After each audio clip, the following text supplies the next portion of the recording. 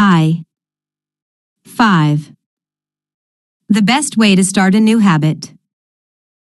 In 2001, researchers in Great Britain began working with 248 people to build better exercise habits over the course of 2 weeks.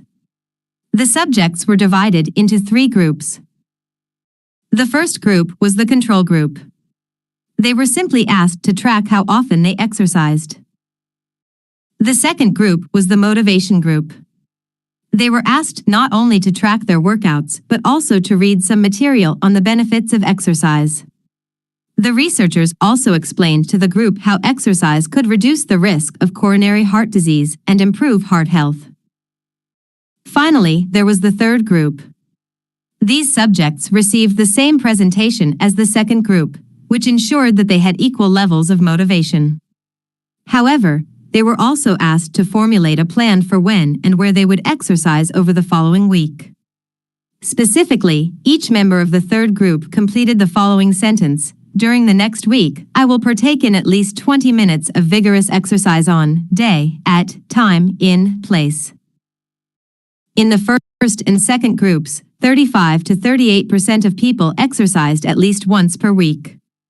Interestingly, the motivational presentation given to the second group seemed to have no meaningful impact on behavior. But 91% of the third group exercised at least once per week, more than double the normal rate. The sentence they filled out is what researchers refer to as an implementation intention, which is a plan you make beforehand about when and where to act. That is, how you intend to implement a particular habit. The cues that can trigger a habit come in a wide range of forms: the feel of your phone buzzing in your pocket, the smell of chocolate chip cookies, the sound of ambulance sirens, but the 2 most common cues are time and location. Implementation intentions leverage both of these cues. Broadly speaking, the format for creating an implementation intention is: when situation X arises, I will perform response Y. Hundreds of studies have shown that implementation intentions are effective for sticking to our goals, whether it's writing down the exact time and date of when you will get a flu shot or recording the time of your colonoscopy appointment. They increase the odds that people will stick with habits like recycling, studying, going to sleep early, and stopping smoking. Researchers have even found that voter turnout increases when people are forced to create implementation intentions by answering questions like, "What route are you taking to the polling station? At what time are you planning to go? What bus will get you there?" Other successful government programs have prompted citizens to make a clear plan to send taxes in on time or provided directions on when and where to pay late traffic bills. The punchline is clear.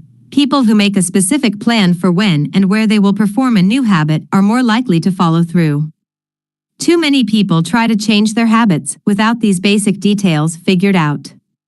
We tell ourselves, "I'm going to eat healthier" or "I'm going to write more," but we never say when and where these habits are going to happen. We leave it up to chance and hope that we will just remember to do it or feel motivated at the right time.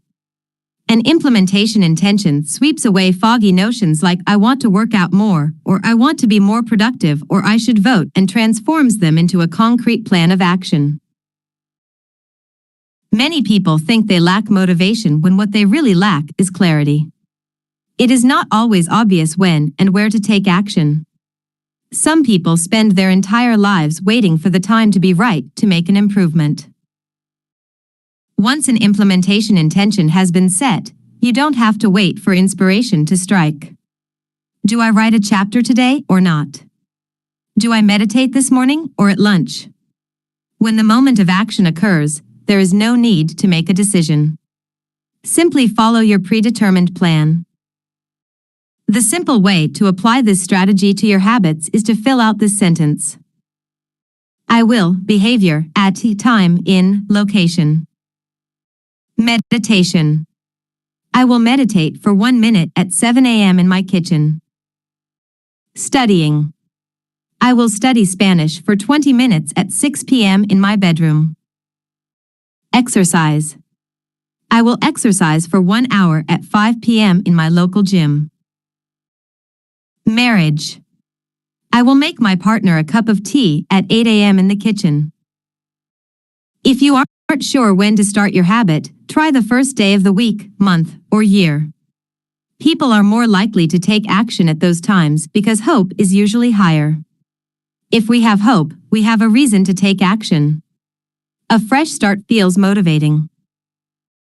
There is another benefit to implementation intentions. Being specific about what you want and how you will achieve it helps you say no to things that derail progress, distract your attention, and pull you off course. We often say yes to little requests because we are not clear enough about what we need to be doing instead. When your dreams are vague, it's easy to rationalize little exceptions all day long and never get around to the specific things you need to do to succeed. Give your habits a time and a space to live in the world.